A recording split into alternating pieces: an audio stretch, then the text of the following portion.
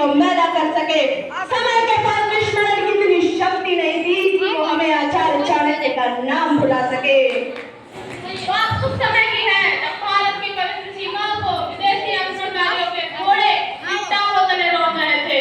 सिकंदर यूनान से विश्व विजय करने निकला था, गांधार को जीतकर भारत में प्रवेश कर चुका था।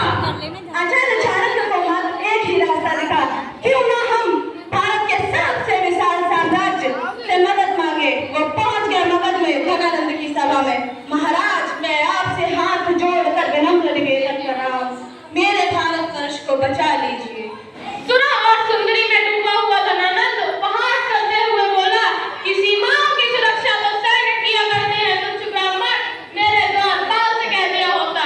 एक सम्राट के आनंद में बाला बनने की क्या जरूरत थी। आचार्य चाणक्य एक बार फिर बोले, महाराज जब सीमाएं सुरक्षित रहेंगी तभी देश का सम्राट सुरक्षित रहेगा।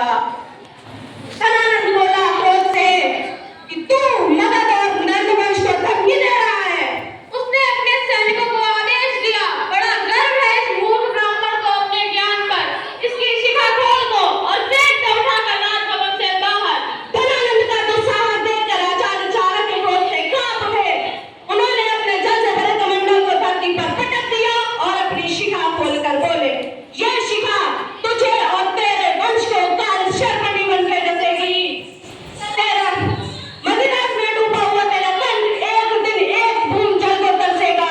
मैं ब्राह्मण, देख धनानंद, मैं ब्राह्मण अपने पवित्र यज्ञोपवीत की कसम खाकर शपथ लेकर बोलता हूँ, जब तक मैं तेरा समूल सर्वनाश नहीं कर देता तब तक मैं अपनी शिखा नहीं बांधूंगा।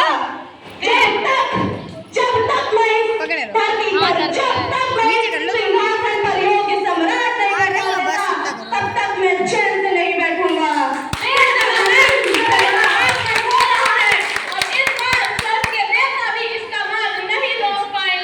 जब नाश मनुष्य पर छाता है पहले विवेक मर जाता है। जब नाश मनुष्य पर छाता है पहले विवेक मर जाता है। लोग उपहास बनाते हुए बोले, एक तुच्छ मामूली सा ब्राह्मण क्या ही कर लेगा। आचार्य चाणक्य मुस्कुराते हुए बोले, सिंह अकेला ही चलता है, जब दहाड़ता है तो पूरा जंगल हिल जाता है। उस दिन एक राजा ने एक शिष्य का अपमान किया, परिणाम क्या हुआ?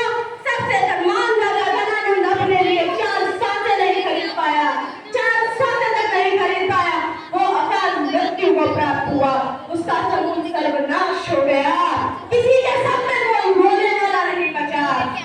जब आचार्य चाणक्य अपने ज्ञान को अपना हथियार, रणनीति, कूटनीति को शक्ति बनाकर चंद्रगुप्त जैसे एक साधारण बालक को ले जाकर भारतवर्ष को एक साम्राज्य में बदल सकते हैं, तो हम अपनी मेहनत और लगन के बल पर क्या नहीं कर सकते। हम अपने सपने पूरे कर सकते हैं। हमें ये याद रखना है कि हम किसके वंशज हैं। हमें ये याद रखना है हम किसके वंशज हैं। हमें पराजित करने वाला इस धरती पे तो क्या, इस ब्रह्मांड में कोई नहीं है। हमारे अंदर चाणक्य जैसा क्रोध, चंद्रगुप्त का शौर्य, हमारे अंदर आचार्य चाणक्य का क्रोध और चंद्रगुप्त का शौर्य धर्मियों ने लेके घुमा करते हैं।